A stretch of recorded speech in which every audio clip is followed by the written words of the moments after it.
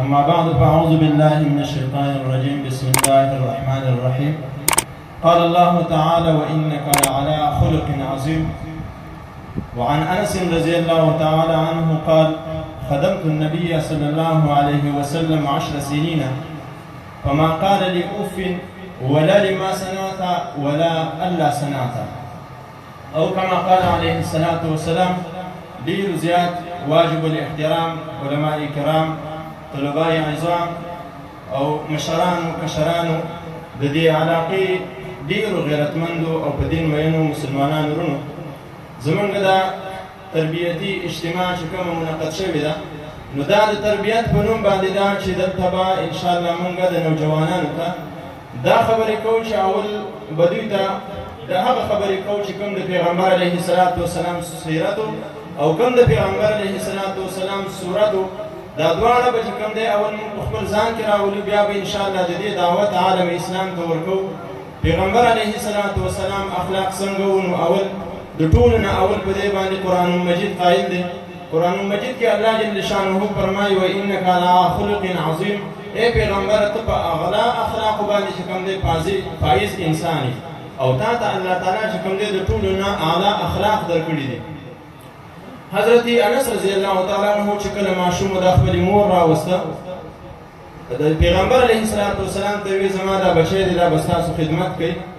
انس رضی الله تعالی عنہ فرمایي چې زه په هزارو سفر کې د پیغمبر علیه الصلاة والسلام خادم وم او ما ورسره 10 کاله تیر کړي دي په 10 کاله کې پیغمبر علیه الصلاة والسلام ما ته چرته کلمه د اوف قدرې نه ده ویلې ما نه یو کار شوی دی دی راته چرته نه دي ویلي چې انسه دا دې ولې وکړه یا یو کار به د نه کولو و ما به وکړه دی راته چرته نه دي ویلي چې یو کار به د کولو و ما به ونه کړه دی راته چرته نه دي ویلي چې انسه دا کار دی ولې نه دی کړی دا د پیغمبر علیه الصلاة والسلام اخلاق د دې په وجه باندې پیغمبر علیه الصلاة والسلام مبارک راضي حضرت ابو ذر رضی الله تعالی عنہ فرمایي وایي زه رالم او په مدینه منوره کې خلکو ویل چې یو پیغمبر پیدا شوی دی او هغه خلکو ته چې کوم دی دا د نبوت خبرې کوي وایي چې زه پیغمبر یم وایي زه رالم اول مې ورور راولېږه ما ورته ویل چې ته معلومات وکړه چې دا واقعي پیغمبر دی او که نه دی وایي چې کله هغه راغی بیا ما ته واپس چې کله راغی زه د هغه نه مطمئن نه شوم وی بیا زه په خپله باندې رالم چې کله مې د پیغمبر علیه الصلاة والسلام په صورت مبارک باندې نظر ولګېده وی ما وویل چې قسم په الله دا مجسمه او دا شکل چې کوم دی دا دروغجن سړي نه دی د دې د وجې نه ما په پیغمبر علیه الصلاة والسلام باندې ایمان راوړه د دې په وجه باندې موږ دلته دا تربیت به زده کوو چې د پیغمبر علیه الصلاة والسلام اخلاق دا به ځان کې راولو که ته بچو ته چې کوم دی د بچو درې دا طبقات وي په دې باندې بچې تقسیم وي د ټولو نه لومبی چې کوم دی هغه د کور ماحول دی دویم چې کوم دی د هغه سماجي زندگی ده درېیمه د هغه چې کوم دی دا جامعاتو ته تګ دی او د هغې زندگی ده د ټولو نه اول پیغمبر علیه الصلاة والسلام فرمایي د بچي لومبی درسګاه دا د مور غېږ ده که د مور په غېږ کې چې کوم دی دا د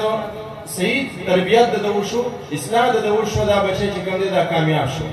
دویم دا سماجي زندگی ده بهر ته چې کله روزي دا بچی لوی شي دا به بهر کې د دې معاشره کې د چا سره ملاویږي که په دې معاشره کې ښه خلک وي د ده به ښه اصلاح کېږي که دا د ښو خلکو سره کېناستل د ده به ښه اصلاح کېږي که دا چېرته د بدو خلکو سره چې کوم دی دا عمل شو د ده به بده اصلاح کېږي او دا په مور او پلار باندې لومبی حق دی دلته اکثر په دې قبایلو کې یا په دې ګرد نوا کې اکثر چې بچی څه کوي ویل د بچي خپله رضا ده مونږ ته داسې نه شو ویلی مزدوري دې ښه صحیح غواړي خو چې کله د هغه نظریه خبرې وي بس د خپل کار دی چې څه کوي ماشومان دي حالانکه په تا باندې لومبی دا فرض دی چې د بچي دا به صحیح اصلاح کړي بچي ته به دا وایي چې بچی د هغه خلکو سره به کښېني کوم چې علما دي هغه خلکو سره به کښېني کوم چې د پیغمبر علیه الصلاة والسلام د سیرت او د صورت خبره کوي تاسو به دې ټول سیاسي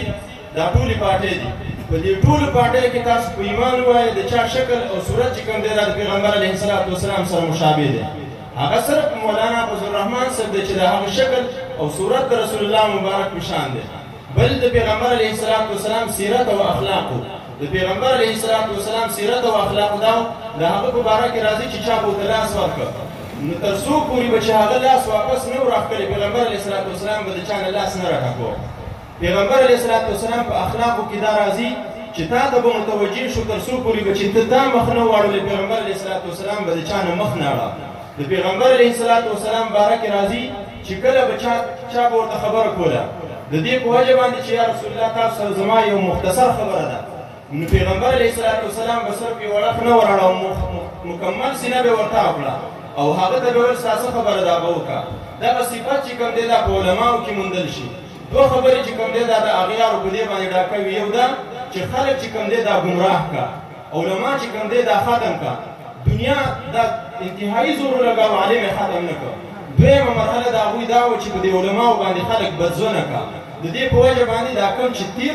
10 کاله دي یا 8 کاله دي په دې وخت کې چې څومره خلک په علماو باندې دا بدزونه شو، دومره چې د مخکې نه بدزونه شوي. د دې په وجه باندې علماو خلکو چې کله یو سړی بې ادبه شي نو بیا داسې کار دی. پیغمبر علیه الصلاة والسلام فرمایي اذا لم تستحي فافعل ما شئت، چې تا نه کله حیا پوه شو حیا دې نه کوله چې څه کوې بیا هغه کوه. د مسلمان او د یو صحیح انسان هغه که د مشر خیال ساتي، هغه که د پلار خیال ساتي، هغه که د عالم خیال ساتي، په هغې کې به حیا وي. چې کله د هغه نه حیا پوه شو هغه بیا د پلار هم رد کوي. نیکه ته هم چې کوم دی دا خبره ستنوي او عالم ته هم ستنوي. نن سبا په دې معاشره کې د عالم سپکاوی زیات شوی دی. علامه رشید احمد گنگوهی رحمت الله علیه په فتاوی رشیدیه کې لیکلي دي، چا دې سوال کړی دی وایي عالم پسې خبرې کول څنګه دی، د ده بېعزتي څنګه ده. په مختصر الفاظو کې لیکلي دي اهانت علم او اهل علم دون کفر ہے، چې کوم سړی د علم دا اهانت او سپکوالی وکړي دا سړی کافر شو. کوم سړی چې د عالم سپکوالی وکړي دا سړی بې کافر کېږي. او رشید احمد گنگوهی رحمت الله علیه به فرمایل ویل کوم سړی چې په دنیا کې د عالم سره دشمني ساتي، کوم سړی چې د عالم سره د بغض او کینه ساتي، وایي دا چې کله مړ شي الله تعالی به مخ د قبلې نه اړوي. او وایي که د چا پکې شک او شبهات وي یو بې ادبه سړی دې وګوري او داسې کار دی ما سره د مخبرۍ ته لاړ شي، هغه سړی به زه دا قبر به راسپړو د هغه مخ به دا د قبلې نه اورېدلی. د دې په وجه باندې موږ دې خلکو ته صحیح تربیت ورکړو، خپل بچي ته تربیت ورکړو چې بچی ته به کومه لار باندې روان د عالم سړي پسې کنځلې کوي. دا برګه جنډه د پیغمبر علیه الصلاة والسلام د دې پسې کنځل کوي. سبا له زه سپین ږیری نو بیا به ما پسې سبا له کنځل کوي. د دې په وجه باندې که ته یې اوس اصلاح وکړه خو الله تعالی به اجر درکړي، تا خپله فریضه پوره کړه. که ته یې اوس اصلاح ونه کړه سبا له به د دې بچي نه ته تنګ یې. د عمر رضی الله تعالی عنه عدالت ته یوه مقدمه راغله، ویل زما بچی چې کوم دی زما بېعزتي کوي. عمر رضی الله تعالی عنه ورته ویل وله چې کله راغی هغه بچي ورته وي یا مېرمنې زما په دې پلار باندې څه حق شته که نشته؟ ویل بالکل دې پرې حق شته، دا به ستا صحیح اصلاح کوي. ویل ته چې کوم دی زما نوم دا چې کوم دی هغه بطور ګندګي دا ګرځولی دی، جهل نوم یې دا زما ایښی دی. او دویمه دا خبره ده چې ده زما ته تربیت نه دی کړی. د دې د وجې نه عمر رضی الله تعالی عنه یې پلار ته وویل چې په تا باندې د دې بچي کوم حق و تا د ده فریضه نه ده ادا کړې، لحاظه ده دا مقدمه د عدالت نه خارج کړې. ښه کار کوي چې ستا بېعزتي کوي او ستا بېادبي کوي، تا ورته ادب ښودلی وي. د دې په وجه باندې دا کوم اجتماع چې منعقد شوې ده صرف نوجوانانو ته دغه فکر سلیم ورکول دي زمونږ چې د دوی اصلاح وشي. د چا په ګاونډ کې زمونږ د چا سره هېڅ قسم اختلافات دا نشته، نسبي عصبي دا زمونږ چا سره اختلافات نشته. زما د تره زوی به زما ورور به زما ورسره ولې دښمني ده؟ خو صرف د نظریې په وجه باندې چې دا ته په کومه لاره روان یې نو دا لاره چې کوم دی دا صحیح لاره نه ده. راشه د عالم مل شه، راشه د خادم مل شه،